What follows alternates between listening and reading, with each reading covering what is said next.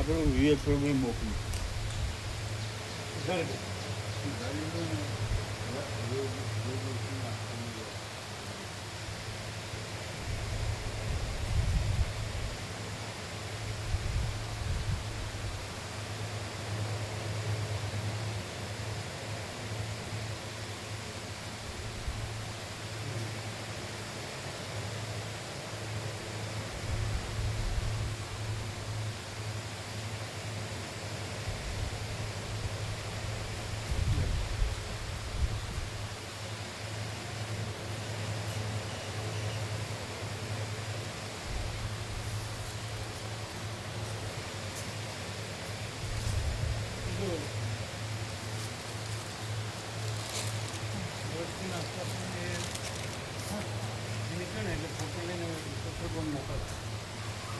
કેટલા પાના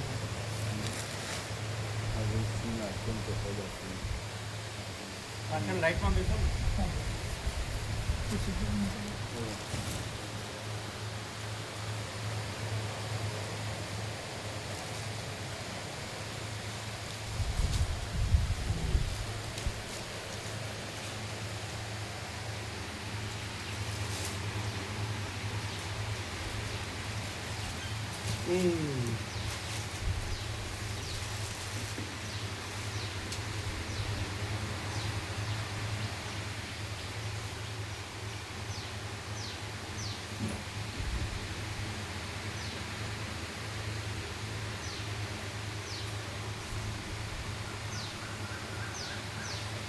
હવે ધોઈ નાખેલું છે ને હવે તો ધોયેલું છે ને આગળ બગાડ્યું તો પુત્ર પ્રભુએ હવે તો સાફ છે ને તો હવે તો ચોખ્ખું રહેશે ખાટલો બગાડેલો હમણાં જ જોવામાં આવ્યો ખાટલો એક બગાડેલો હમણાં જ જોવામાં આવ્યો દુર્ગંધ આવતી હતી તે ચિરાગ જોઈ ગયા આજનો એ ના જાળી કર્યા પછી નથી આવ્યું ના કશું નહીં આવ્યું પણ પછી જોયું કે નહીં એ ખાટલો તો બહાર મૂક્યો હમણાં જ જોયો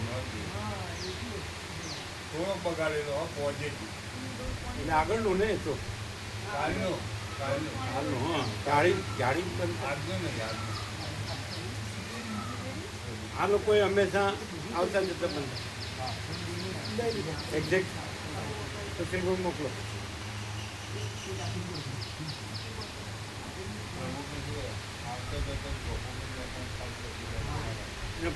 પછી એને પૂછજો આવી ગયું પછી એમ કેમ છે બરાબર છે ને પૂછો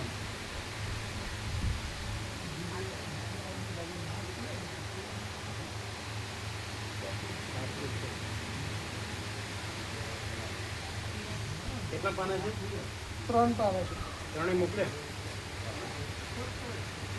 આ લાવજો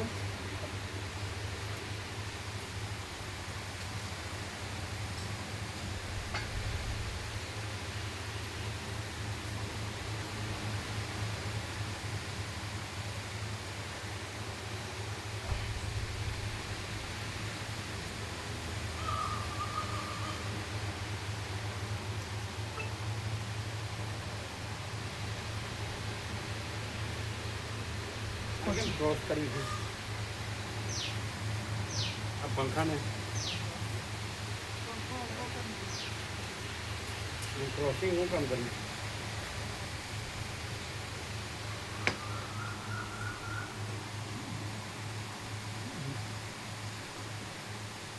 હા કેવું કામ રાખ્યું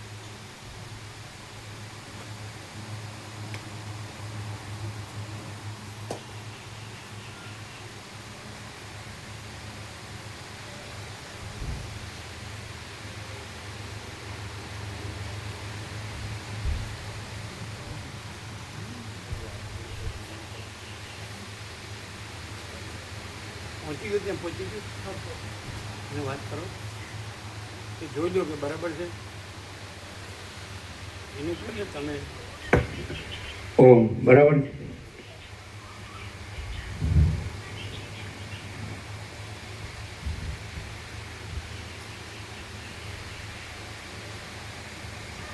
પરમ ચિદાકાશ પરમ જ્યોતિ અખંડ જ્યોતિ महाचिदाकाश स्वयं प्रकाश संपूर्ण प्रकाश पूर्ण ब्रह्म अनंत तेजघन अनंत चिदघन परमाकाश केवल अनंत शुद्ध तेजघन परमाकाश अखिल आत्मा पूर्ण ब्रह्म परमात्मा परम चिदाकाश परम ज्योति अखंड ज्योति अनंत पूर्ण परम चिदाकाश परम शांति स्वयं सिद्ध स्वयं प्रकाश स्वयं पूर्ण स्वस्वरूप यही सब कुछ है, इसके सिवा कुछ नहीं है। शून्यवास अनंत कोटि महाकल्पो है ही नहीं। महाचिदाकाश स्वयं प्रकाश संपूर्ण प्रकाश महाचिदाकाश ज्योति अनंत अखंड अभेद महाचिदाकाश ज्योति महातत्व महासामान्य महाचिदाकाश स्वसंवेद्य सहज निर्विकल्प महाचिदाकाश परम कैवल्य परम शांति परम चिदाकाश अनंत पूर्ण निरपेक्ष सत अनंत संपूर्ण अपरिघी निर्भ्रांत निरपेक्ष वसिष्ठ राम निर्वाण राउंड 39मो राउंड।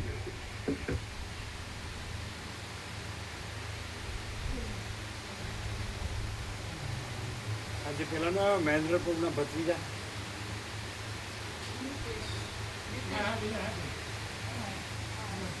આવ્યા.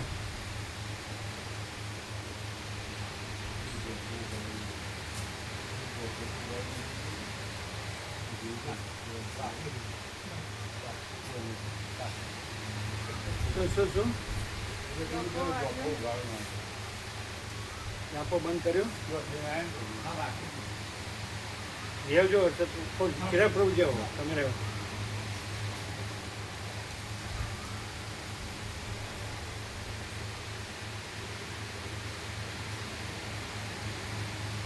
ચલો વાંચો. आद्य परब्रह्म सद्गुरु देव की जय। ओम श्री परमात्मने नमः। श्री योग वासिष्ठ महारामायण निर्वाण प्रकरण पूर्वार्ध सर्ग 40मो पेज नंबर 929 पेज नंबर 929 सर्ग 40मो देव तत्व निरूपण। આ 40મા સર્ગમાં પૂજ્ય પૂજક તથા પૂજા આદિ વિકલ્પોથી રહિત જે ચિદાત્મા છે તે જ દેવ તત્વ છે એમ કહેવામાં આવશે। સદાશિવ બોલ્યા, હે વશિષ્ઠ મુનિ, તે કામમાં તમે પોતાની શક્તિને અનુસરીને જે કાંઈ નથી કરતા અને જે કાંઈ કરો છો તે સઘળું ચૈતન્ય માત્ર અને અંદર રહેલા પરમ શિવરૂપ આત્માનું પૂજન જ થાય છે। આત્મા પોતે એવી રીતના પૂજનથી જ વાસ્તવિક રીતે નિરતિશય આનંદને પ્રકટ કરે છે તથા આવરણને દૂર કરે છે। જેમ અગ્નિમાં અગ્નિના કણો જુદા રૂપવાળા સંભવતા નથી, તેમ નિર્મળ આત્મામાં રાગ તથા દ્વેષ આદિ શબ્દો અને તેઓના અર્થો આત્માથી અન્ય સંભવતા નથી। પોતાનું અથવા પરાયું જે કાંઈ રાય રંક કે સુખ દુઃખાદિકનો આરોપ છે તે સઘળું આત્માનું પૂજન જ છે। આકાશ આદિરૂપ તથા જાગ્રત જગતનો જે આરોપ છે તે જ નિત્ય આત્માનું પૂજન છે. બ્રહ્મરૂપ પોતે આત્મા જ આકાશ આદિ રૂપથી તથા જાગ્રત આદિ રૂપથી શણગારવામાં આવે છે. આ રીતે દ્વૈતથી રહિત, શાંત અને મહામંગલ એક આત્મરૂપ હોવા છતાં જગતની પ્રતીતિની જેમ પ્રાપ્ત થયેલું આ સઘળું દ્રશ્ય આત્માના પ્રકાશથી પ્રકાશે છે. આ રીતે દ્વૈતથી રહિત, શાંત અને મહામંગલ એક આત્મરૂપ હોવા છતાં જગતની પ્રતીતિની જેમ પ્રાપ્ત થયેલું આ સઘળું દ્રશ્ય આત્માના પ્રકાશથી પ્રકાશે છે અને આત્માની સત્તાથી જ સત્તા પામેલું છે. અહો, આ કેવું આશ્ચર્ય છે! જુઓ કે પ્રત્યેક આત્મા પોતાને ભૂલીને જીવાદી સ્વભાવવાળો તથા ગળા વગેરે જગતરૂપ થઈ રહેલ છે. આવી રીતે તત્વદ્રષ્ટિથી આત્માનું અવલોકન કરતા પૂજ્ય, પૂજક તથા પૂજા આદિ સઘળી ત્રિપુટી બાધિત થઈ જાય છે. આત્મા કે જે સર્વાત્મક છે, અંતથી રહિત છે અને પરમ શિવ છે, તેની અંદર પૂજ્ય, પૂજક તથા પૂજા એ નામનો ત્રિપુટીનો વ્યવહાર સંભવે કેવી રીતે? જે નામરૂપની મર્યાદાવાળી મૂર્તિ હોવાથી પૂજ્ય તથા પૂજા આદિનો ક્રમ કલ્પવામાં આવે છે, તે મૂર્તિ જ પરમ શાંત આત્મામાં સંભવતી નથી. ઈશ્વરપણું કે જે નિત્ય છે, નિર્મળ છે, સઘળી શક્તિઓવાળું છે અને માપતોલથી રહિત છે, તે પૂજ્ય તથા પૂજા આદિના આ મર્યાદાવાળા દેવમાં હોવું જ જોઈએ નહીં. હે વશિષ્ઠ મુનિ, જેનું અત્યંત સ્વચ્છ અનુભવરૂપ જ ત્રૈલોક્ય રૂપે પ્રતીત થાય છે, તે શુદ્ધ આત્મારૂપ પરમેશ્વર સાકાર છે એમ વચનથી પણ બોલવું ઘટતું નથી. હે વિદ્વાન વશિષ્ઠ મુનિ, જેઓ પરમેશ્વરને દેશ, કાળ વગેરેના માપવાળો માની બેઠા છે, તેમને આપણા જેવા સમજુઓએ ઉપદેશથી ખરે રસ્તે ચડાવવા જોઈએ. તમે ઈશ્વરમાં ઓછાપણાની દ્રષ્ટિને ત્યજી દઈને સર્વવ્યાપકપણાની દ્રષ્ટિ રાખીને સમ, સ્વચ્છ મનવાળા, શાંત, રાગથી રહિત તથા ઉપદ્રવોથી રહિત રહીને પ્રારબ્ધની ગતિને લીધે ચારે બાજુથી પોતાની મેળે આવી પડેલા સુખ, દુઃખ, શુભ તથા અશુભ રૂપ સાધન સામગ્રીથી સર્વદા આત્માનું પૂજન કરતા રહો.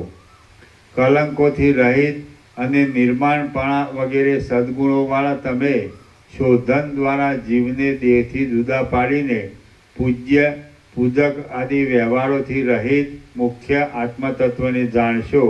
એટલે જેમ ચારે બાજુ સ્ફટિકમણીઓથી બનાવેલા અને જેની સમીપમાં બીજી કોઈ પણ વસ્તુ હોય નહીં એવા નવા ઘરમાં લેપ આદિ જાતનું કલંક ન લાગે, તેમ તમારામાં પણ જન્મ તથા દુઃખ આદિ કોઈ જાતનું કાંઈ પણ કલંક લાગશે નહીં.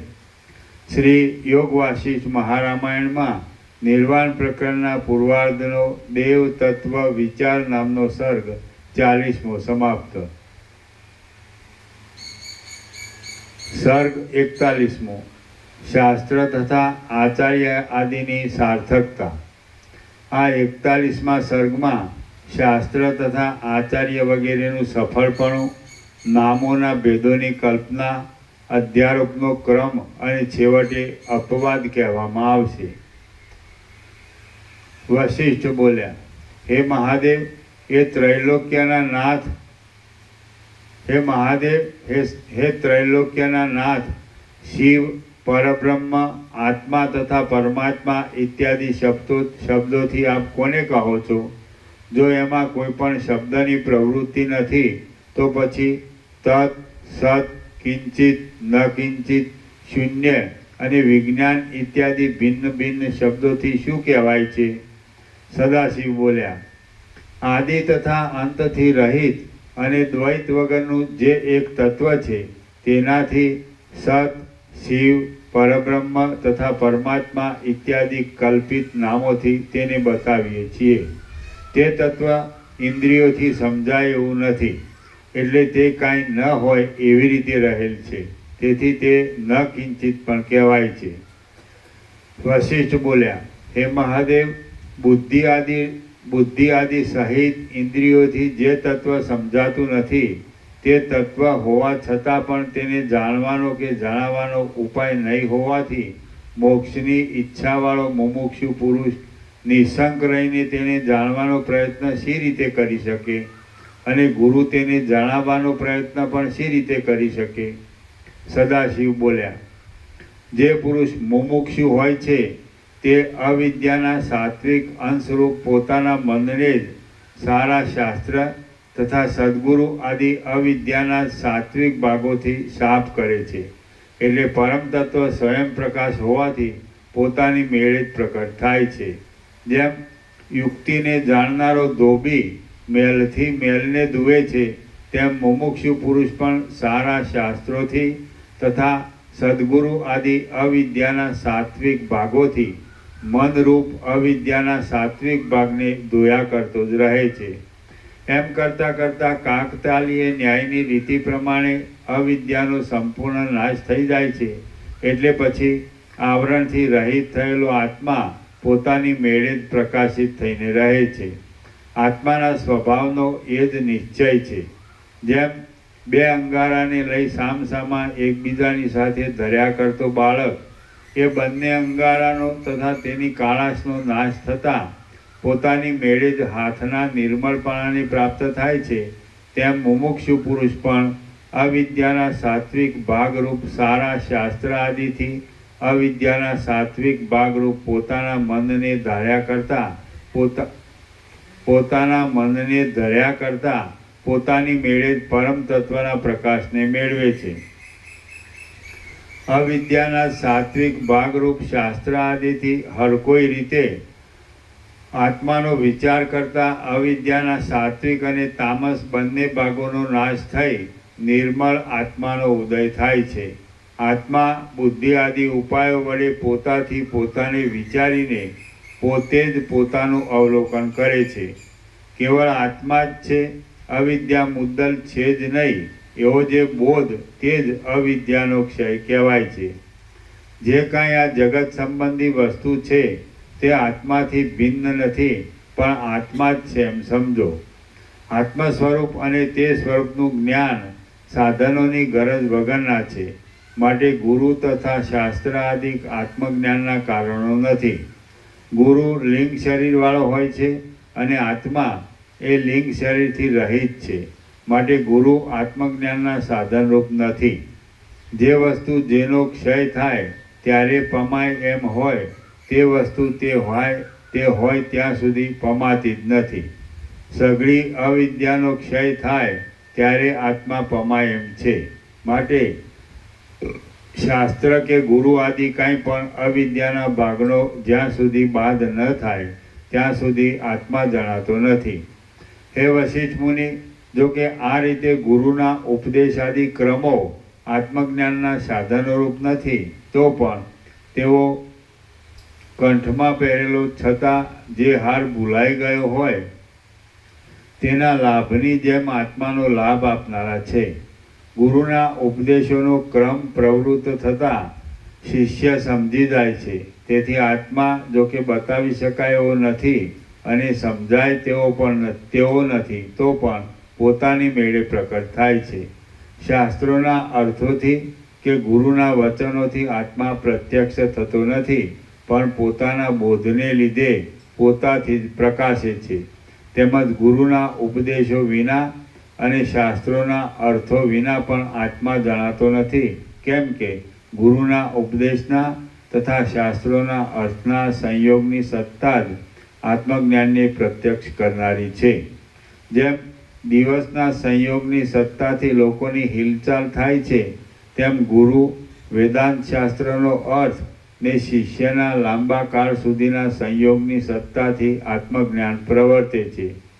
કર્મેન્દ્રિયો, જ્ઞાનેન્દ્રિયો આદિ અંત તથા સુખ દુઃખાદિકનો બાદ થાય ત્યારે પ્રકટ થનારા આત્માને શિવ, તત્, સત ઇત્યાદિ કલ્પિત નામો આપવામાં આવ્યા છે. જેમ સઘળું જગત જુદી જુદી સત્તાઓ રૂપે નથી પણ એક જ સત્તા રૂપે છે, તે સર્વનું આધાર તત્વ આકાશથી પણ અધિક સ્વચ્છ છે, અંત વગરનું છે અને વ્યવહારિક સતથી વિલક્ષણ છે. બ્રહ્મમાં સંપૂર્ણ શાંતિ ન મળવાને લીધે કૌંસમાં કંઈક વિક્ષેપ રહેવાને લીધે પાતળી વિદ્યાવાળા કહેવાતા અધિકારી શિષ્યોને મુક્ત કરવાની ઈચ્છા ધરાવનારા જગતના અને શુદ્ધ તત્વના વિચારરૂપ કલંકથી યુક્ત મનવાળા પરમાર્થની પાસેના જીવનમુક્તના માર્ગમાં રહેનારા અને આત્માનું ચિંતન કરનારા બ્રહ્મા, ઇન્દ્ર તથા રુદ્ર આદિ લોકપાલોએ અને મહાત્મા પંડિતોએ પોતાના સેવક લોકોને માટે શાસ્ત્રના વાક્યોની તથા અર્થોની રચનાને માટે અને વેદોના તથા વેદ સંબંધી સિદ્ધાંત ગ્રંથોના સાર્થકપણાને માટે નામો વગરના આત્મામાં ચિત્ત, બ્રહ્મ, શિવ, આત્મા, ઈશ, પરમાત્મા અને ઈશ્વર આદિ જુદા જુદા નામો કલ્પેલા છે. હે વશિષ્ઠ મુનિ, આ રીતે જે બ્રહ્મ તત્વ આકાશ આદિ પદાર્થોના આરોપના અધિષ્ઠાનરૂપ હોવાને લીધે બ્રહ્મરૂપ છે, ત્રણેય અવસ્થાઓના આરોપના અધિષ્ઠાનરૂપ હોવાને લીધે આત્મતત્વરૂપ છે અને સર્વદા સઘળા પ્રકારોથી સઘળી વસ્તુઓના સઘળા ભાવોનો નિર્વાહ કરનાર છે, તે તમે પોતે જ છો એમ નિશ્ચય કરીને સુખી રહો. પ્રાચીન બ્રહ્મવેત્તાઓએ શિવ, આત્મા અને પરબ્રહ્મ ઇત્યાદિ શબ્દોથી જ કેવળ ભિન્નતા રચેલી છે, પણ વાસ્તવિક રીતે સ્વરૂપમાં ભેદ નથી. હે મુનીશ્વર, જે પુરુષ નિરંતર આવા પ્રકારનું દેવાર્ચન કરે તે વિદ્વાન પુરુષ જે પરમપદમાં આપણે વગેરે પણ સેવક જેવા છીએ તે પરમપદને પામે છે.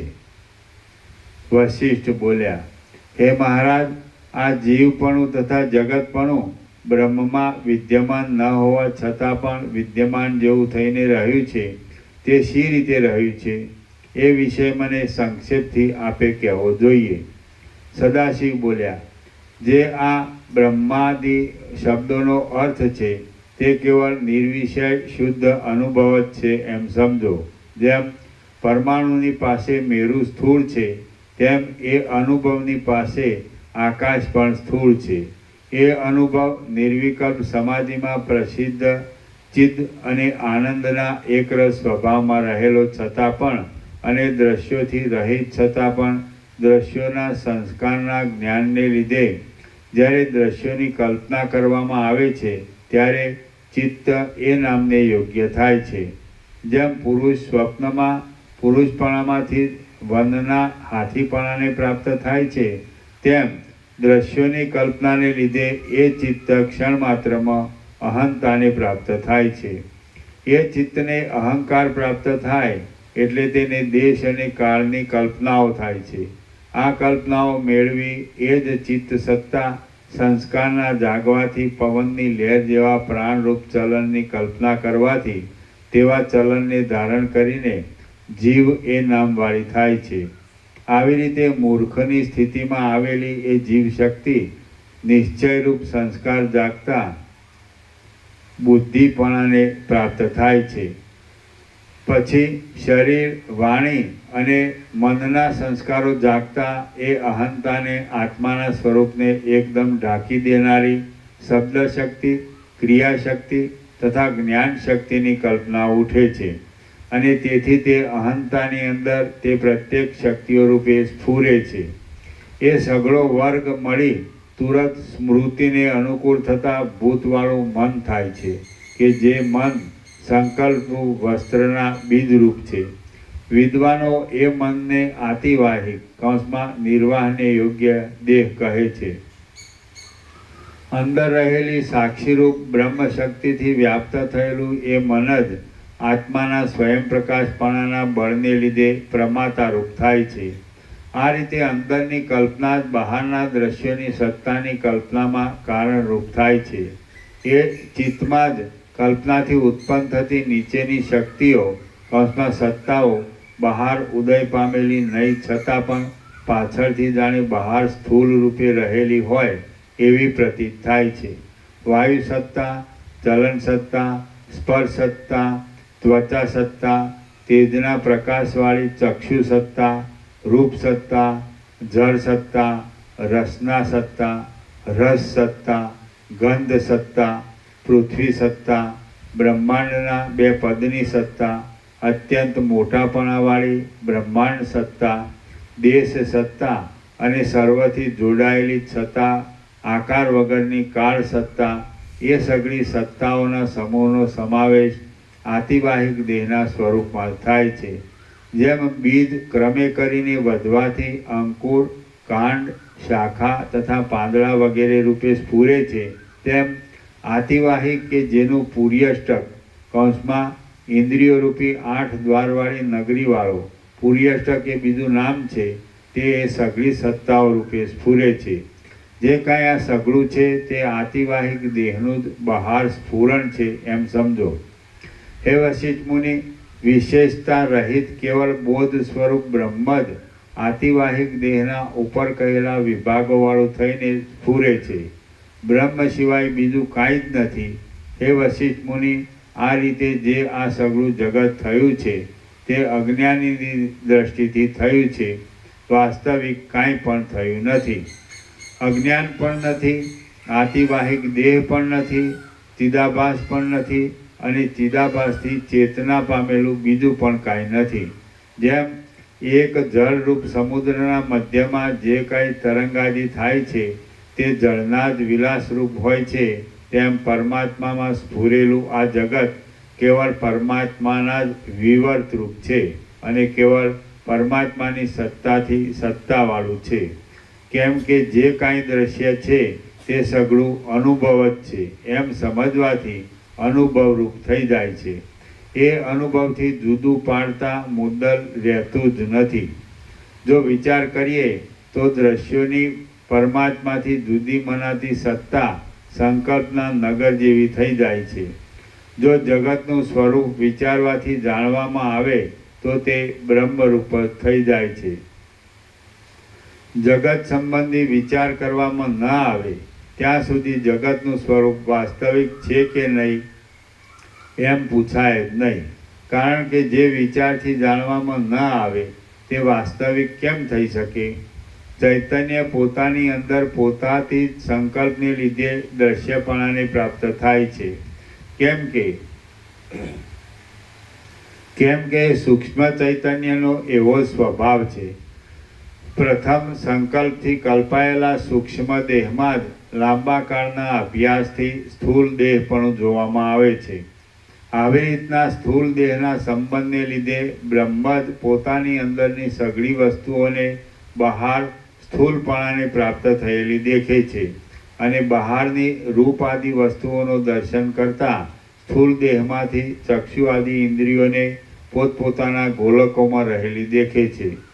પછી હાથ, પગ વગેરે અવયવોવાળા તે સ્થૂળ શરીરમાં પુરુષના આકારની અત્યંત ભાવનાથી તે શરીરને પુરુષ આકારે દેખે છે અને પછી કાકતાલીય ન્યાયની રીતિ પ્રમાણે વ્યવહારને સંપૂર્ણ યોગ્ય થયેલ તે સ્થૂળ શરીર સંતોષ અને પોષણ મેળવે છે. જીવતા પણ જેની એ જ સ્થિતિ છે એવો દેહ મિથ્યા છતાં પણ ગંધર્વપુરની પેઠે અને સ્વપ્નના નગરની પેઠે ખડો થઈ ગયેલો જોવામાં આવે છે. ખડો થયેલા જેવો જોવામાં આવે છે. વશિષ્ઠ બોલ્યા, આ જગત ગંધર્વનગર જેવું તથા સ્વપ્નના નર જેવું મિથ્યા છતાં દુઃખદાયી થઈ પડે છે, તો એ દુઃખનો કેવી રીતે નાશ કરવો? સદાશિવ બોલ્યા, જગત મિથ્યા છે એમ કેવળ જાણવું એ દુઃખની નિવૃત્તિનો ઉપાય નથી, પણ વાસનાના ક્ષય પર્યંત મિથ્યાપણાનો અત્યંત દ્રઢ નિશ્ચય કરવો એ જ દુઃખની નિવૃત્તિનો ઉપાય છે. દુઃખ વાસનાને લીધે થાય છે, પણ જે વસ્તુ વિદ્યમાન હોય તેમાં વાસના રાખવી સંભવે. પણ જે વસ્તુ વિદ્યમાન હોય તેમાં વાસના રાખવી સંભવે.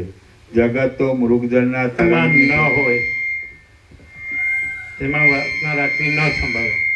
બીજી લાઈન,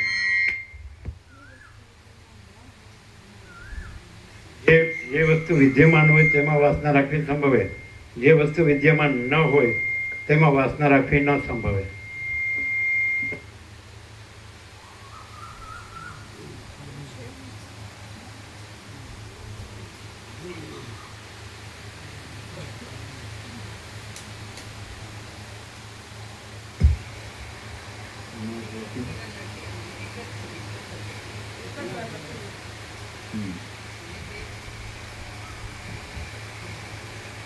જે વસ્તુ વિદ્યમાન હોય તેમાં વાસના રાખવી સંભવે. જગત તો મૃગજળના તરંગની પેઠે સદાને માટે છે જ નહીં, માટે તેમાં વાસના રાખવી નહીં. જગત મુદ્દલ બે વખત વાંચ્યું એટલે હા તમે 2 વખત વાંચ્યું. હા પ્રભુ હા હા ભૂલ થઈ. હા. જગત તો મૃગજળના તરંગની પેઠે સદાને માટે છે જ નહીં, માટે તેમાં વાસના રાખવી નહીં. જગત મુદ્દલ છે જ નહીં, માટે કોને કોણ વાસના કરે એમ છે, કોને વાસના થાય એમ છે, અને શાથી વાસના થાય એમ છે. સ્વપ્નનો નર ઝાંઝવાના પાણીને પીવે એ વાત સંભવે જ કેમ? જે જગત દ્રષ્ટા, અભિમાન, મન અને વિચારાદી કલ્પનાવાળું છે તે જગત જ મુદ્દલ છે નહીં, માટે જે અનુભવ માત્ર સત્ય વસ્તુ છે તે જ કેવળ શેષ રહે છે, કે જે વસ્તુમાં વાસના પણ નથી, વાસનાને ઉપજાવનાર પણ કોઈ નથી, અને વાસનાને યોગ્ય પણ નથી, પરંતુ જેમાં સઘળી કલ્પનાઓ દૂર થાય છે તેવો એક કેવળ ભાવ જ છે. વ્યવહારની કે પ્રતિભાસની દ્રષ્ટિએ બાળકોને જે વેતાલ દેખાય છે તે અનુભવી માણસને નહીં દેખાતા તેને પોતાના સિવાય બીજું શું અવશેષ રહે છે? આ જગત એ નામની ચિત્તની વાસના વેતાલની પેઠે શૂન્ય છતાંય ઉદય પામેલી છે, માટે તે વાસનાની શાંતિ થાય એટલે દુઃખની અત્યંત નિવૃત્તિ જ છે. જે માણસ અહંતામાં, જગતમાં અને ઝાંઝવાના પાણીમાં સાચાપણાનો ભરોસો રાખે છે તે અભાગ્યા માણસને ધિક્કાર છે. એવો માણસ ઉપદેશને યોગ્ય જ નથી. બ્રહ્મવેત્તા વિવેકી પુરુષને ઉપદેશ આપે છે, પણ જેને સારા માણસો આદર આપતા નથી, જે અનેક ખોટી શંકાઓ કરનાર છે, અને જેમને દેહનું અભિમાન દૂર થયું નથી તેને ઉપદેશ આપતા નથી. જે પુરુષ મૂર્ખ માણસને ઉપદેશ આપે તે પુરુષ સ્વપ્નના માણસને સોના સરખા અંગવાળી પોતાની દીકરી આપે એના જેવો છે એમ સમજવું. શ્રી યોગ વાસિષ્ઠ મહારામાયણમાં નિર્વાણ પ્રકરણના પૂર્વાર્ધનો જગન મિથ્યાત્વ પ્રતિપાદન નામનો સર્ગ 41મો સમાપ્ત. સર્ગ 42મો સૃષ્ટિ માયાકલ્પિત છે. આ 42મા સર્ગમાં સમષ્ટિરૂપ તથા વ્યષ્ટિરૂપ સૃષ્ટિની કલ્પના માયા જ છે એવો ઉપદેશ કરીને સદાશિવ સ્વધામમાં ગયા એ કહેવામાં આવશે. વશિષ્ઠ બોલ્યા, હે મહારાજ, સૃષ્ટિના આરંભમાં ચિદાકાશમાં રહેલો અને જેણે દેહરૂપી ભ્રમ દીઠો હોય છે એવા તે જીવની પછી શી સ્થિતિ થાય છે? સદાશિવ બોલ્યા, જેમ સ્વપ્નનો નર પોતાના શરીરને તૈયાર થયેલું દેખે તેમ ઉપર કહેલા ક્રમ પ્રમાણે સર્વથી પર ચિદાકાશમાં રહેલો જીવ પોતાના શરીરને તૈયાર થયેલું દેખે છે. ચૈતન્ય સર્વત્ર વ્યાપક હોવાને લીધે જેમ સ્વપ્નનો નર પણ સઘળું કાર્ય કરે છે, તેમ સૃષ્ટિના આરંભમાં થયેલો એ હિરણ્યગર્ભ નામનો સમષ્ટિ જીવ પણ આજ સુધી કાર્ય કરે જાય છે. પછી એ પ્રથમ થયેલો પ્રખ્યાત પુરુષ હું સનાતન છું, હું અવ્યક્ત છું અને હું સમષ્ટિ પુરુષ છું એવી રીતના નામોની કલ્પના પોતામાં કરી લે છે, અને બહારની વસ્તુઓમાં પણ અનેક પ્રકારના નામો કલ્પી લે છે. એ પહેલો જીવ જ કોઈ સૃષ્ટિમાં સદાશિવ, કોઈ સૃષ્ટિમાં વિષ્ણુ, કોઈ સૃષ્ટિમાં વિષ્ણુની નાભીથી ઉત્પન્ન થયેલા બ્રહ્મા, કોઈ સૃષ્ટિમાં કેવળ બ્રહ્મા અને કોઈ સૃષ્ટિમાં દુર્ગા આદિ બીજા નામો કલ્પી લે છે. કારણ કે એ સંકલ્પમય પુરુષ છે અને સંકલ્પથી જ અનેક શરીરને પ્રાપ્ત થાય છે. એ પહેલો પુરુષ સંકલ્પ પુષ્ટ થઈ મનરૂપી મૂર્તિને પ્રાપ્ત થઈને જે પદાર્થને જેવી રીતનો કલ્પે છે તે પદાર્થને તેવી રીતનો સારી પેઠે અનુભવે છે. એની જ કલ્પનાથી થયેલું આ સઘળું જગત દ્રશ્ય વેતાલની પેઠે અસત છે તથા શૂન્ય જ છે, પણ ભ્રાંતિની દ્રષ્ટિથી સત છે. અહંતાની અને જગતની સ્થિતિ આ પ્રમાણે છે. એ આદિપુરુષ કે જે પોતે સર્જેલાનો પોતે જ દ્રષ્ટા થાય છે, પોતાના સ્વરૂપનો વિચાર કરવાથી નિમેષ માત્રમાં પરમાત્મા રૂપ થઈ જાય છે અને સ્વરૂપને ભૂલી જતા નિમેષ માત્રમાં અપાર સંસારમાં આવી પડે છે. નિમેષ માત્રમાં કલ્પનાથી સઘળું કરવાને સમર્થ એ આદિ પુરુષ બહારના વિષયોમાં આસક્ત થવાથી જ મહાકલ્પોની પરંપરાનો અનુભવ કરે છે. પ્રત્યેક પરમાણુમાં, સોયના છિદ્ર વગેરે પ્રત્યેક આકાશમાં અને પ્રત્યેક ક્ષણમાં પણ સૃષ્ટિઓના કલ્પોના તથા મહાકલ્પોના ઉદયસ્તો થયા કરે છે. એ જુદી જુદી અનેક સૃષ્ટિઓમાંથી કેટલીક સૃષ્ટિઓમાં જો વાસનાની તુલ્યતા હોય તો જીવોને પરસ્પર જોવામાં આવે છે. કેટલીક સૃષ્ટિઓમાં જો વાસનાની તુલ્યતા ન હોય તો પરસ્પરના જોવામાં આવતી નથી, પણ તે સૃષ્ટિઓનો અધિષ્ઠાન તો સઘળા જીવોને પ્રત્યક્ષ જ હોય છે. જીવોની ભાવનાઓ ઉપરથી સર્વત્ર સૃષ્ટિઓ થાય છે અને સૌની દ્રષ્ટિથી સત્ય જણાય છે, પરંતુ તે સઘળી સૃષ્ટિઓ પરમાત્મા રૂપ આકાશમાં આકાશ રૂપ જ છે, કૌંસમાં શૂન્ય જ છે. પોતે સત પણ ન કહી શકાતી અને અસત પણ ન કહી શકાતી એ સૃષ્ટિઓ સ્વપ્નના પર્વતની પેઠે અદૃશ્ય પણ થઈ જાય છે. દેશની તથા કાળની કલ્પના પણ સૃષ્ટિની કલ્પનાની સાથે જ થાય છે. માટે અમુક દેશમાં કે અમુક કાળમાં સૃષ્ટિ થાય છે એમ નથી, પણ સૃષ્ટિના કરનારની કલ્પના પણ સૃષ્ટિની સાથે જ છે. માટે સૃષ્ટિનો કર્તા પણ કોઈ નથી, એ સૃષ્ટિઓ છે એમ પણ નથી, કલ્પના કરવાનું પણ કાંઈ નથી અને કલ્પના કરવાનો કાળ પણ નથી. માટે જેમ સ્વપ્નના નગરની રચનાનું થવું તથા બંધ પડી જવું જરા પણ દેશને કે કાળને રોકતું નથી, તેમાં જગતમાં કાંઈ ઉત્પન્ન પણ થતું નથી અને કાંઈ નષ્ટ પણ થતું નથી, પરંતુ ચૈતન્યમાં જ સંકલ્પનું રૂપ ધરીને સઘળો ચમત્કાર કરે છે. એ સિદ્ધાંત છે. જેમ સંકલ્પનો પર્વત ઘણા દેશને તથા ઘણા કાળ વગેરેને રોકે છે, એમ જણાતા છતાં કશાને રોકતો નથી, તેમ આ મિથ્યાભૂત જગત ઘણા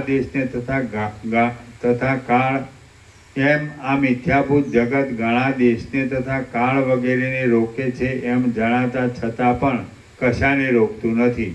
જેમ સંકલ્પમાં મેરુએ દેશ કાળ વગેરેને કશાને રોકેલું નહીં છતાં પણ જાણે તેણે ઘણા દેશને તથા ઘણા કાળને વગેરેને રોકેલા હોય એમ જણાય છે, તેમ આ મિથ્યાભૂત જગતે દેશકાળ વગેરે કશાને રોકેલું નહીં છતાં પણ જાણે તેણે ઘણા દેશને તથા ઘણા કાળ વગેરેને રોકેલા હોય એમ જણાય છે.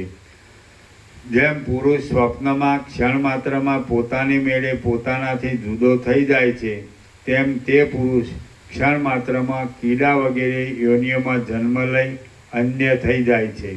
સ્થાવરોની જાતિઓ તથા જંગમોની જાતિઓ કે જેઓ અંડજ આદિ 4 ભેદથી ગણાય છે, તેઓ તથા રુદ્રથી માંડીને તૃણ પર્યંત જાતિઓ પણ સંકલ્પથી ક્ષણ માત્રમાં પ્રકટ થાય છે. હમણાં પણ વાસનાની સૂક્ષ્મતાથી કેટલીક સૃષ્ટિઓ પરમાણુ જેવી છે અને વાસનાની સ્થૂળતાથી કેટલીક સૃષ્ટિઓ અધિક સ્થૂળતાવાળી પણ છે. ભૂતકાળની સૃષ્ટિમાં પણ એ જ ક્રમ હતો અને ભવિષ્યકાળની સૃષ્ટિમાં પણ એ જ ક્રમ થશે એમ સમજો. આ સંસારરૂપ માયા એ પ્રમાણે મિથ્યા જ છે એવી ભાવનાને અભ્યાસથી દ્રઢ કરવામાં આવે તો ભેદ ટળી જઈ પરમાત્માનો સાક્ષાત્કાર થાય છે. આત્મા ચૈતન્ય જો આંખના પલકારાના સોમા ભાગની ક્ષણમાં પોતાના સ્વરૂપને ભૂલી બહાર નજર કરે તો આ સંસારરૂપ દુર્દશા ઉદય પામે છે. આત્માની પોતાના સ્વરૂપમાં જે સ્થિતિ છે તે જ બ્રહ્મપણું છે. શિલાના આકાશની જેમ, એની નીચે ટિપ્પણી છે, શિલાનું આકાશ શિલારૂપ જ છે. શિલાના આકાશની જેમ અનુભવરૂપ આત્મચૈતન્યની પોતાના સ્વરૂપમાં જે સ્થિતિ થવી તે જ અનાદિ પ્રકાશ આપનાર બ્રહ્મ એ શબ્દથી કહેવાય છે. અભિમાનની વૃદ્ધિથી જેમ જેમ સંસાર વધતો જાય છે તેમ તેમ મિથ્યાભૂત દિશા દેશ અને કાળે કરેલી મર્યાદાઓ આવી પડતા આત્માનો પ્રકાશ ઓછો થાય છે અને તેથી આત્મા ક્ષુદ્ર બનતો જાય છે. હે વશિષ્ઠ મુનિ, લિંગ શરીરરૂપી કલ્પિત ઉપાધિને લીધે બ્રહ્મ ચૈતન્ય જીવપણાને પામી દેહના તથા ઇન્દ્રિયોવાદીના સમાગમના ક્રમથી મૃગરૂપ, લતારૂપ, કીડારૂપ, દેવરૂપ અને અસુરાદિરૂપ પણ થઈ જાય છે. જેમ મજબૂત દોરામાં માળા ગૂંથાઈને રહે છે તેમ નિત્ય વ્યાપક અનંત જગતમાં રહેલ અને જગતને બનાવનાર જે તત્વમાં આ અનિર્વચનીય જગત ગૂંથાઈને રહેલું છે તે તત્વ દૂર પણ નથી, પાસે પણ નથી, ઊંચે પણ નથી, નીચે પણ નથી, તમારું પણ નથી, મારું પણ નથી, પહેલાં પણ નથી, આજ પણ નથી, સવારે પણ નથી, વ્યવહારની દૃષ્ટિએ પણ નથી, પ્રતિભાસની દૃષ્ટિએ પણ નથી અને વચમાં પણ નથી, પરંતુ દેશ કાળ વગેરેની સઘળી મર્યાદાઓથી રહિત છે. અંતઃકરણ આદિ સઘળા વિકલ્પો મિથ્યા જ છે. તેથી સ્વપ્રકાશ ચૈતન્ય વિના પોતાના સ્વરૂપનો અનુભવ કરનાર બીજો કોઈ પણ નથી. ઘણા વ્યવહારોથી અનુભવમાં આવેલા લૌકિક પ્રમાણો તો જળમાં અગ્નિની પેઠે તે સ્વરૂપમાં રહી શકતા જ નથી. હે વશિષ્ઠ મુનિ, તમારા પૂછેલા પ્રશ્નોના અમે ઉત્તરો આપ્યા. તમારું કલ્યાણ થાઓ. હવે અમે જ્યાં જવું છે ત્યાં જઈએ છીએ. હે પાર્વતી, ચાલો, ઉઠો. વશિષ્ઠ બોલ્યા. મહાદેવ એટલા વચન બોલી મારી આપેલી પુષ્પાંજલિનો સ્વીકાર કરી પોતાના પરિવારની સાથે આકાશરૂપ ગુહામાં ચાલ્યા ગયા. એ ત્રૈલોક્યના નાથ પાર્વતીના પતિ નીલકંઠ પધારી જતા મેં જરાવાર રહી હૃદયમાં તેનું સ્મરણ કર્યું અને પછી પરમ શાંત થઈને મેં આત્મારૂપ દેવના પૂજનનો સ્વીકાર કર્યો અને જૂનું જળ દેવનું પૂજન છોડી દીધું. શ્રી યોગવાસિષ્ઠ મહારામાયણમાં નિર્વાણ પ્રકરણના પૂર્વાર્ધનો પરમાત્મા વિધાન નામનો સર્ગ 42મો સમાપ્ત. સર્ગ 43મો રામની કૃતાર્થતા.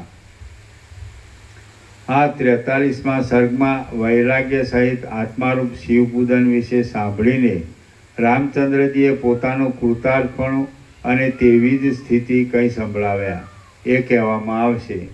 વશિષ્ઠ બોલ્યા. હે રામચંદ્રજી, મહાદેવજીએ એ રીતે મને તત્વનો ઉપદેશ આપ્યો અને તે પ્રમાણે હું સમજ્યો. આ જગત જે રીતે રહ્યું છે તે રીતે તમે પણ સમજી ચૂક્યા છો. આ જેને આધારે દેખાય છે અને તેને જોનાર જે જીવ છે તે સઘળું મિથ્યા છે.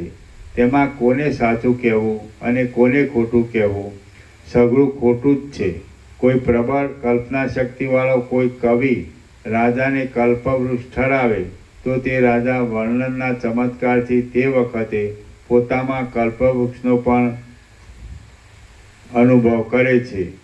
તો એ દ્રષ્ટાંતથી સંસારના અનુભવનું બીજ કલ્પના જ છે એમ સિદ્ધ થાય છે. જેમ જળમાં પ્રવાહ છે, પવનમાં ગતિ છે અને આકાશમાં શૂન્ય છે, તેમજ આત્મામાં જગતપણું છે.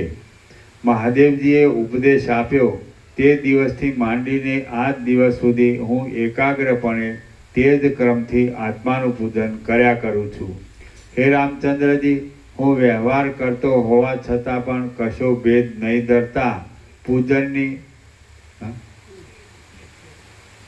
હે રામચંદ્રજી, હું વ્યવહાર કરતો હોવા છતાં પણ કશો ખેદ નહીં ધરતા પૂજનની એ જ પદ્ધતિને આજ સુધી અનુસર્યો છું. વ્યવહારની પદ્ધતિ પ્રમાણે જે ક્રિયાઓ તથા જે આચરણો આવી પડે છે તે સર્વને પુષ્પોમાંની આત્માનું પૂજન સતત કર્યા કરું છું. જો કે સુષુપ્તિમાં એવું પૂજન દૂર થાય છે તો પણ સુષુપ્તિમાં રહેતી અવિદ્યાની વૃત્તિરૂપ પુષ્પથી પૂજન થાય છે. તેથી મારું પૂજન કદી તૂટતું નથી, રાત દિન ચાલ્યા જ કરે છે. જો કે આવી રીતનું પૂજન સઘળા પ્રાણીઓ સતત કર્યા કરે છે તો પણ તેઓને ફળ મળતું નથી. તેનું કારણ એ છે કે તેઓને તેવી સમજણ નથી. યોગીઓ તેવા પ્રકારની સમજણથી પૂજન કરે છે, માટે તેઓને તે પૂજનનું ફળ મળે છે. હે રામચંદ્રજી, તમે આવી દ્રષ્ટિ રાખી આસક્તિ વગરના ચિત્તથી આ સંસારરૂપ અરણ્યમાં વિહાર કરો, એટલે તમને કોઈ જાતની મૂંઝવણ નહીં આવે. હે ભલા નિયમોવાળા રામ, ધનના કે બંધુના વિયોગથી મોટું દુઃખ આવી પડે ત્યારે પણ આ દ્રષ્ટિનો આશ્રય કરીને વિચાર કરજો. ધનનો કે બંધુઓનો ઉદય કે ક્ષય થાય તેમાં સુખ કે દુઃખ ધરવા નહીં, કેમ કે સર્વદા સંસારના સઘળા દેખાવો નાશ પામનારા જ છે. વિષયોની ગતિ મનને વ્યાકુળ કરનારી છે, એ તમે જાણો છો. વિષયો પ્રથમ આવે છે, પછી જાય છે, અને ગયા પછી પોતાની વાસનાથી પુરુષને દુઃખી કરે છે. પ્રેમ અને ધન વિષયોની જેમ અકસ્માત થયેલા નિમિત્તોથી પ્રાપ્ત થાય છે અને અચાનક થયેલા નિમિત્તોથી જતા રહે છે. હે નિર્મળ મનવાળા રામચંદ્રજી, જગતની તે ક્રિયાઓ તમારી નથી અને તમે તેઓના પણ નથી. આ પ્રકારનું જે કાંઈ આ જગત છે તે તુચ્છ જ છે, માટે વૃથા શોક શા માટે ધરો છો? હે ચૈતન્ય માત્ર વ્યાપક સ્વરૂપવાળા, જે કાંઈ જગત છે તે તમારો જ વિવર્ત છે, માટે પોતાના સ્વરૂપના વિવર્તમાં હર્ષ કે શોક કરવો ઘટતો નથી. હે રામચંદ્રજી, તમે ચૈતન્ય માત્ર સ્વરૂપવાળા છો અને જગત તમારાથી ભિન્ન નથી, માટે તમને કોઈ પણ પદાર્થમાં આ ત્યાજ્ય છે અને આ ગ્રાહ્ય છે એવી કલ્પના કેમ થવી ઘટે? આ રીતે જગતરૂપી ચક્રની ચંચળતા ચૈતન્યરૂપ છે અને જગત પણ ચૈતન્યરૂપ છે. તો પછી સમુદ્રના તરંગોને માટે હર્ષ કે શોક ન હોય. તમે આ જગત સંબંધી પદાર્થોને માટે શા સારું હર્ષ કે શોક કરો? તમે આજથી ચૈતન્યમાં સ્થિર થઈ સુષુપ્તિ જેવી સ્થિતિને ધારીને તુર્યાવસ્થારૂપ કૌંસમાં જીવન મુક્ત થાઓ.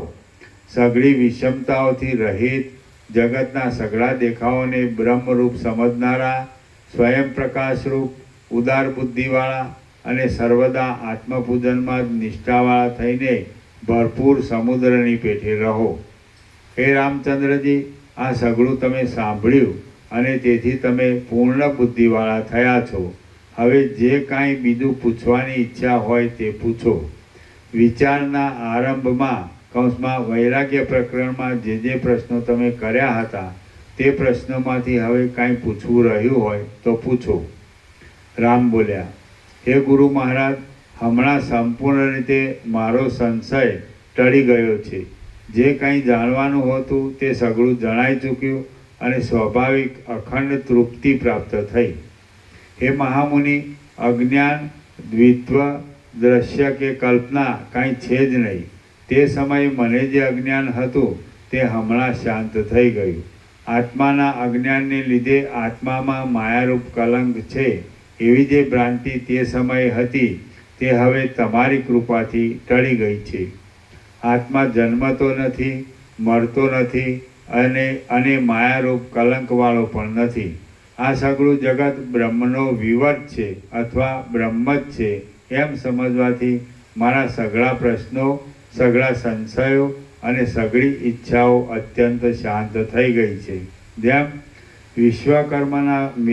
વિશ્વકર્માના યંત્રમાં ફરવાથી સૂર્યનું બિંબ શુદ્ધ અને નિર્મળ થયું હતું, તેમ મારું ચિત્ત શુદ્ધ અને નિર્મળ થયું છે. પ્રાપ્ત થયેલા શિષ્યોનો ઉદ્ધાર કરવા સાધુઓએ કહેલા સઘળા સાધનોના ઉપદેશોમાં મારે કશી ઈચ્છા રહી નથી. જેમ મેરુ પર્વત સુવર્ણની આકાંક્ષા કરતો નથી, તેમ હું સાધુઓની આકાંક્ષા વગરનો થયો છું. જે વસ્તુમાં મને આશા કે તૃષ્ણા રહે તેવી કઈ વસ્તુ છે જ નહીં. સઘળા જગતમાં મારે ગ્રહણ કરવા, ત્યજવા કે ઉપેક્ષા કરવા લાયક કાંઈ છે જ નહીં.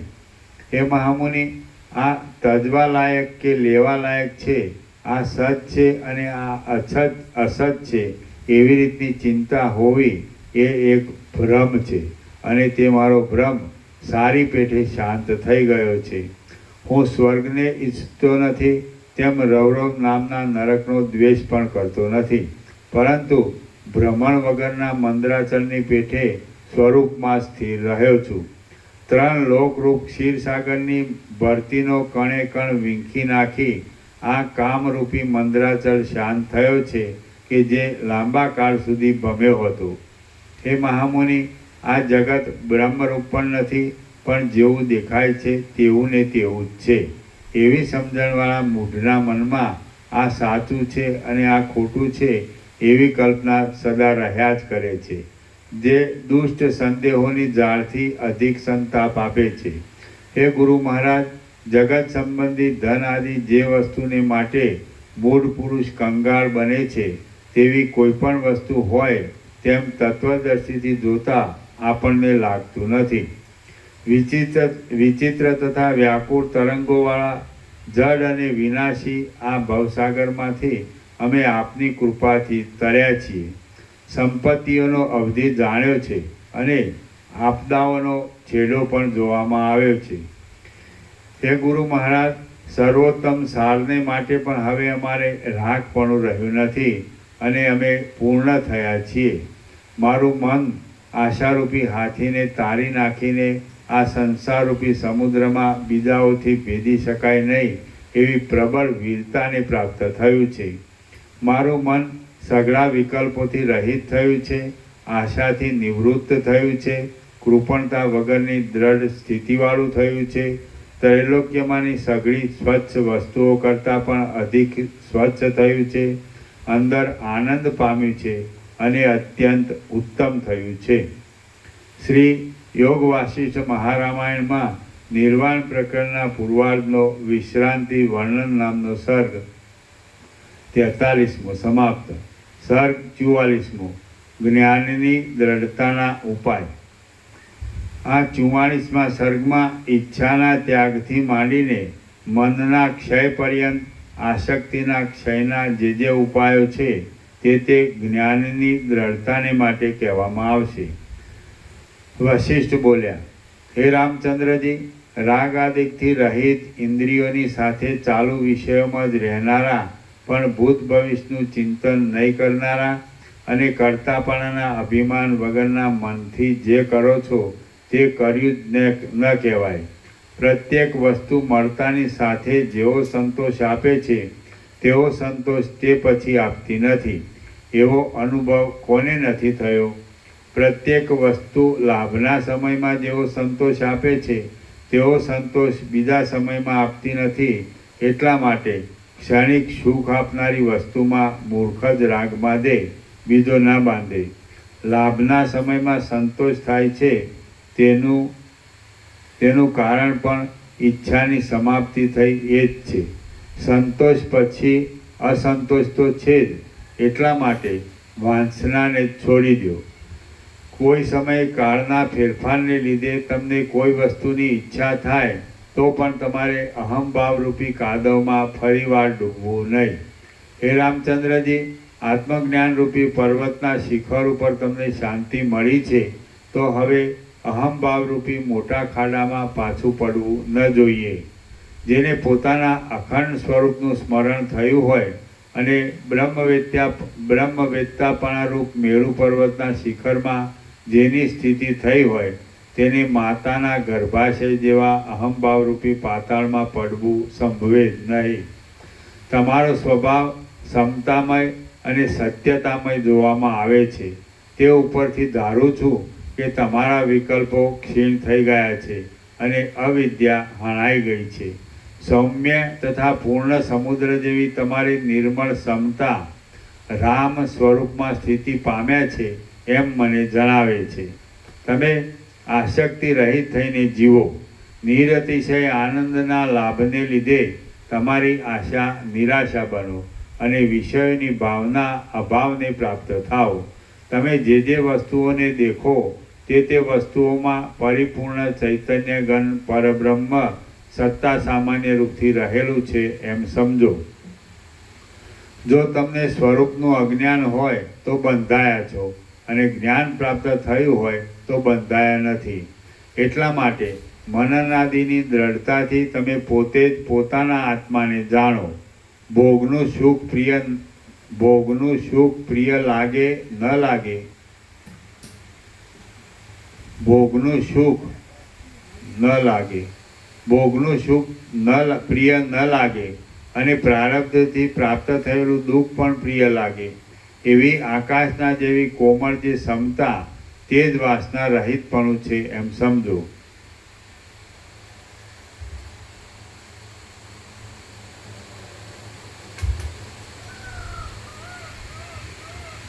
જો અંદર વાસના નહીં હોય અને હું સુધાર્યું. અમો પ્રભુ તમે એટલા માટે મનન આદિની દ્રઢતાથી તમે પોતે જ પોતાના આત્માને જાણો. ભોગનું સુખ પ્રિય લાગે ન લાગે એવું ડબલ શબ્દ. તમે શું સુધાર્યું? તમે જો તમને સ્વરૂપનું અજ્ઞાન હોય તો તમે બંધાયા છો અને જ્ઞાન પ્રાપ્ત થયું હોય તો બંધાયા નથી. એટલા માટે મનન આદિની દ્રઢતાથી તમે પોતે જ પોતાના આત્માને જાણો. ભોગનું સુખ પ્રિય લાગે ન લાગે અને પ્રારબ્ધથી પ્રાપ્ત થયેલું દુઃખ પણ પ્રિય લાગે એવી આકાશના જેવી કોમળ જે ક્ષમતા તે જ વાસના રહિતપણું છે એમ સમજો. એટલે એમાં પ્રિય લાગે ન લાગે એટલે પ્રિય ન લાગે એટલે લાગે એક વધારાનું કાઢી નાખ્યું. ભોગનું સુખ પ્રિય ન લાગે અને પ્રારબ્ધથી પ્રાપ્ત થયેલું દુઃખ પણ પ્રિય લાગે એવી આકાશના જેવી કોમળ જે ક્ષમતા તે જ વાસના રહિતપણું છે એમ સમજો. ભોગનું સુખ પ્રિય ન લાગે, સાપેલું છે પ્રભુ. ભોગનું સુખ પ્રિય લાગે ન લાગે અને પ્રારબ્ધથી પ્રાપ્ત થયેલું દુઃખ પણ પ્રિય લાગે એવી આકાશના જેવી કોમળ જે ક્ષમતા તે જ વાસના રહિતપણું છે એમ સમજો. ભોગનું સુખ પ્રિય ન લાગે. ન લાગે એટલે વચમાં એક લાગે વધારાનું છે એક જ નથી. જો અંદર વાસના નહીં હોય અને ઇન્દ્રિયોથી ક્રિયાઓ કર્યા કરશો તો સેંકડો આઘાતો થયા છતાં આકાશની જેમ વિકારવશ થશો નહીં. જ્ઞાતા, જ્ઞાન તથા જ્ઞેય ઇત્યાદિ ત્રિપુટીઓનો તથા દુઃખને પણ આત્માની સાથે એક કરી દઈને શાંતપણાથી અનુભવશો તો તમને ફરીવાર સંસારનો ફેરો થશે નહીં. સંસારનો ઉદય ચિત્તની ગતિથી છે અને ચિત્તની ગતિ રોકાતા સંસારનો નાશ છે. એટલા માટે વાસના તથા પ્રાણને રોકી મનને ગતિ વગરનું કરી નાખો.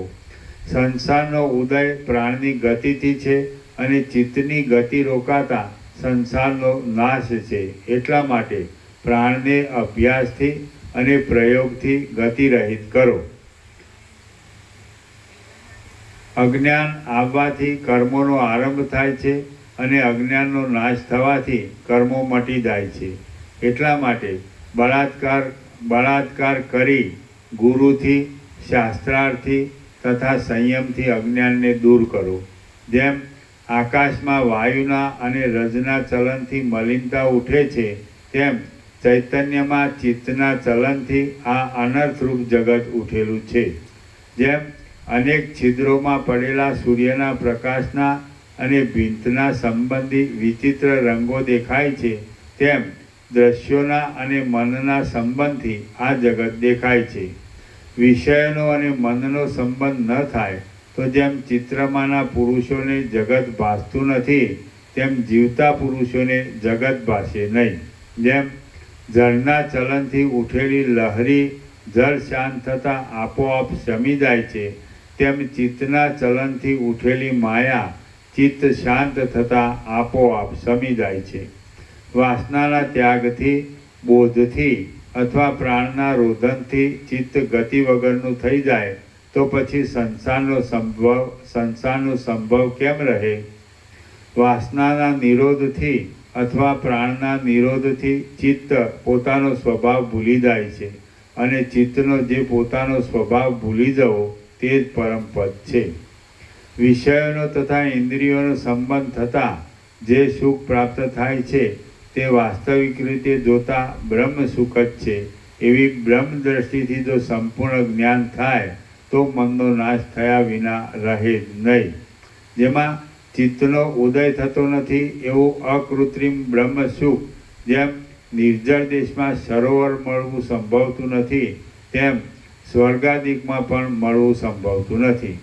હાનિ તથા લાભથી રહિત જે બ્રહ્માનંદ રૂપી અપાર સુખ ચિત્તમાં શાંત થવાથી પ્રાપ્ત થાય છે તેનું વાણીથી વર્ણન કરી શકાય એમ નથી. એ સુખ ઉદય પણ પામતું નથી અને અસ્ત પણ પામતું નથી. બોધથી ચિત્તનો નાશ થાય છે અને ભ્રાંતિથી ચિત્તની પ્રતીતિ થાય છે. જેમ બાળકની આગળ કલ્પના માત્રથી વેતાલ ખડો થાય છે, તેમ ખોટી સમજણથી આપણી આગળ આ સંસારરૂપ મોહ ખડો થયો છે. જેમ તાંબા પર સોનાનો પડ દેવામાં આવે તો તે તાંબુ દેખાતું નથી, તેમ જ્ઞાનીઓનું ચિત્ત વિદ્યમાન છતાં પણ બોધરૂપ પટ દેતાની સાથે જ નહીં જેવું થઈ જાય છે. જ્ઞાનીનું જે ચિત્ત તે ચિત્ત કહેવાતું નથી પણ સત્વ કહેવાય છે. જેમ તાંબુ સોનાના પટને લીધે બીજા નામવાળું તથા બીજા રૂપવાળું થઈ જાય છે, તેમ ચિત્ત બોધને લીધે બીજા નામવાળું તથા બીજી સ્થિતિવાળું થઈ જાય છે. ચિત્તનું જે ભ્રાંતિથી બીજપણું છે તે ન રહે એટલે ચિત્તનો લય થયો સમજવું. જે પદાર્થ હોય તેનો પૂરેપૂરો નાશ થવો સંભવતો જ નથી.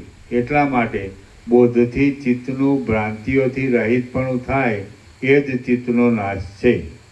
વિકલ્પવાળા ચિત્ત આદિ પદાર્થો સસલાના શિંગડાની પેઠે જ છે. વિકલ્પવાળા ચિત્ત આદિ પદાર્થો સસલાના શિંગડાની પેઠે જ છે. ચિત્ત આદિ સઘળા પદાર્થો આત્માના જ વિવર્ત છે, માટે આત્માના બોધથી લીન થઈ જાય છે. સત્વપણાને પામેલું ચિત્ત જગતની સ્થિતિમાં કેટલાક કાળ સુધી ચોથી અવસ્થા સમાધિમાં વિહાર કરીને પછી તુર્યાતીત થઈ જાય છે. હે રામચંદ્રજી, જે અખંડ અને ભરપૂર બ્રહ્મ છે તે જ અનેક ભુવનોરૂપી ભ્રાંતિઓના સમૂહ રૂપે દેખાય છે.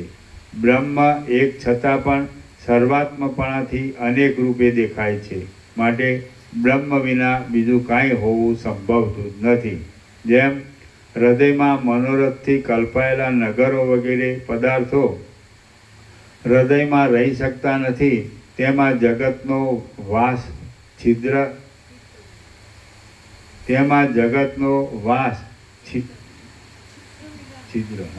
ચિત્ત વિનાના ચૈતન્ય બ્રહ્મમાં અસંભવ હોવાને લીધે મુદ્દલ છે જ નહીં. શ્રી યોગ વાસિષ્ઠ મહારામાયણમાં નિર્વાણ પ્રકરણનો પૂર્વાર્ધનો ચિત્ત સત્તા સૂચન નામનો સર્ગ 44મો સમાપ્ત. ઓમ ઓમ ઓમ. પ્રસાદ આપી દો.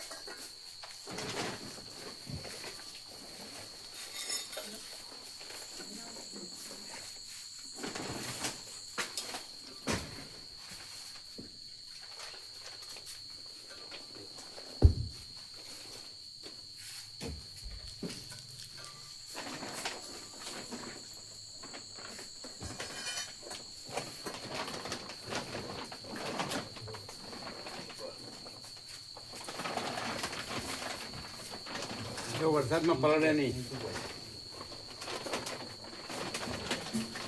કેટલું ખસી ગયું આ.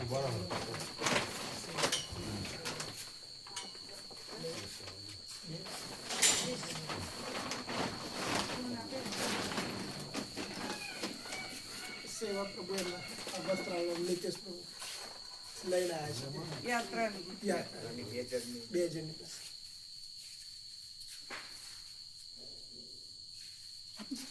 તમે જો સેવા આવી એ રીતે નોંધી લઈએ. લખજો. સેવા આવી એની તારીખ. હા,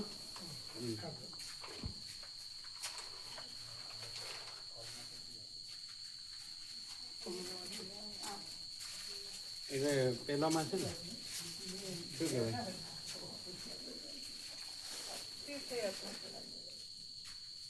એટલે તો બસ તો ભરાઈ ગઈ છે ને એનું તો નામ લઈ લીધું બસ. પેન્ડિંગમાં. ના. એમનું લઈ લીધું છે, લઈ લીધું. એટલે આવી ગયું છે. આવી ગયું. બરાબર. હા,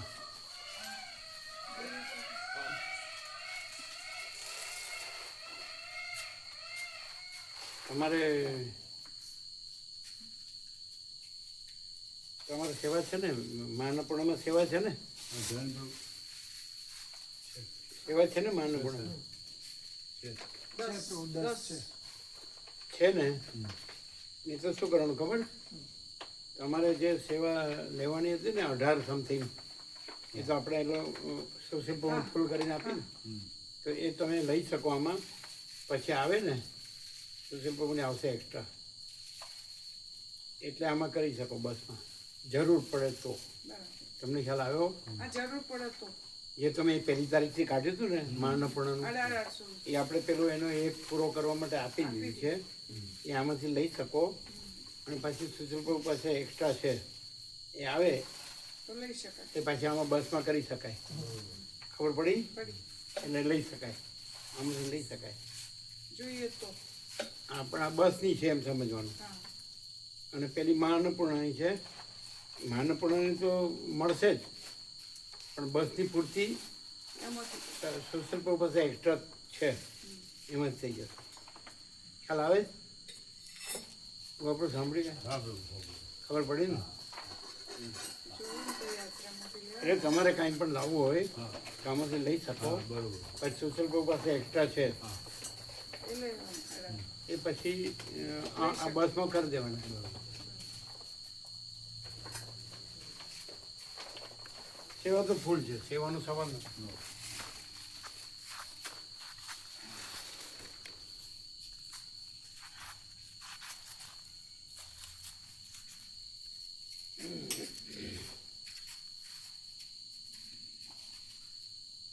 એ 38ની બસ કરી, સાંભળ્યું? કોણે કીધું? આજ સાંજે કેડી પ્રભુએ કીધું.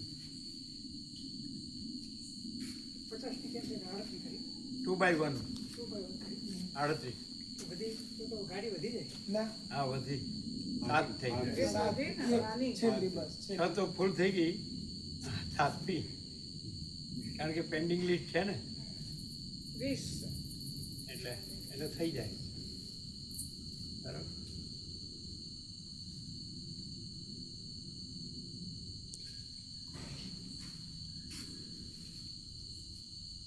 એટલે એ કહે છે ત્યાં વ્યવસ્થા થઈ જશે એમ, એવું કે. તો વાંધો નહીં. હવે પૂછ્યું થશે ને, એટલે કે હા હોત.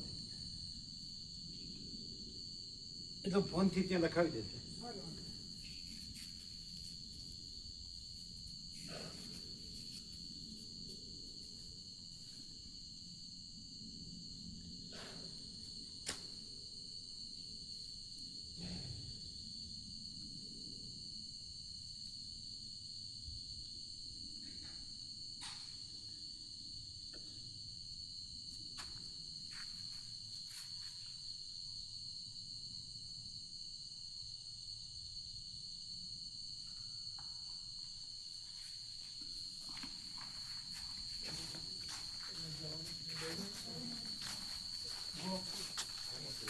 હવે એ ગોળ.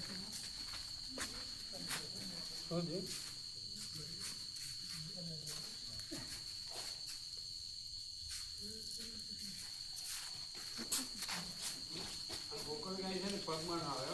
હા નહીં યાર, કિરાતનું. હા પ્રભુ શું કીધું હા? શું કહે પ્રભુ ત્યાં ભગવાન હોય એમ કીધું. એ લઈ લો પકવાન આપો ગોકળ કંઈ પગમાં ના આવે હા લઈ લો અંધારામાં. હા લઈ લઈએ પછી પગમાં ના આવે ને મૂકજો. હા હા લઈ લો ઊંધી નો મૂકતા, હા સચ્ચી જ મૂકજો. હા ચલો જય પ્રભુ જય પેલા શું વાળા છે બોલો એનું છે એ જ પડી ગયું મેં જોયું હતું કે મારા કથા ધોરણ પડી જ છે તમે જો પ્રભુએ કરેલું ટાઈપ થઈને આવ્યું પછી ફોટા મોકલી દીધું. લોકો તમારા બેન થોડી દૂર કોનું કોનું મારી મામી મારી એ તો પ્રભુ કરે જ છે એવું જ કરે. બેન સાથે હોય ને તો કોઈ મગજ મારી નાખે ચોખ્ખું કરાવજો હા હા